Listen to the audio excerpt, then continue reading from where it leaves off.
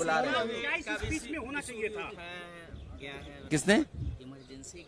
देखिए, ये सवाल भाजपा के लोगों ने क्या किया है? इमरजेंसी में जो लोग जेल में रहे, समाजवादियों ने तो उन्हें सम्मान दिया, वेतन दिया, और भी सुविधाएं दी। क्या ये सरकार सुविधाएं दे रही है? सुविधाएं दी होती, उनका सम्मान दिया होता तो शायद बात की होती तो अच्छा लगता है। आरके जोशी का बयान है कि हिंगोल को हटाना चाहिए। देखिए, मैं कह चुका हूं कि उन्हें ये लगा होगा कि प्रधानमंत्री जी जब शपथ लेने गए थे तो प्रणाम नहीं किया था। हो सकता है इसी वजह से उनकी भावना इस तरह की आई हो कि हटे।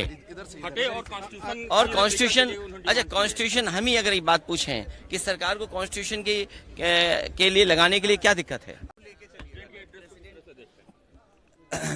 यह सरकार का भाषण था, और जब सरकार ये दावा करती है कि दुनिया की 5वीं अर्थव्यवस्था और 30 नंबर की अर्थव्यवस्था बन जाएगी, तो किसान क्यों दुखी है, किसान क्यों संकट में है? अगर ये 5वीं दुनिया की अर्थव्यवस्था बनने की जो कहानी बताई जा रही है, क्या हमारा किसान भी उसी तरीके से खुशहाल हो गया है? और फिर अगर 5वें नंबर की हमारी अर्थव्यवस्था है तो इतने बड़े पैमाने पर नौजवान बेरोजगार क्यों हैं? नौकरी क्यों नहीं उनके हाथ में?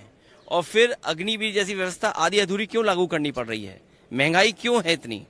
और जिस तरह से इन्वेस्टमेंट को लेकर के बड़े बड़े सपने दिखाए थे, सरकार कहती है कि हम सर्विस सेक्टर को भी और इन्वेस्टमेंट को भी देख रहे हैं।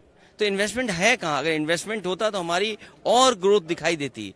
कुछ लोगों की ग्रोथ से देश की ग्रोथ नहीं हो सकती है। कुछ लोगों की ग्रोथ से तो हमारा नंबर अच्छा हो सकता है, हम 5वें नंबर की व्यवस्था बन सकते हैं, लेकिन हमारे देश का किसान, गरीब और जो अभी तक 10 साल में सबसे ज्यादा उत्पीड़ित हुआ है, उसके लिए क्या है सरकार का? और बाकी बातें हम लोग सदन में कहेंगे।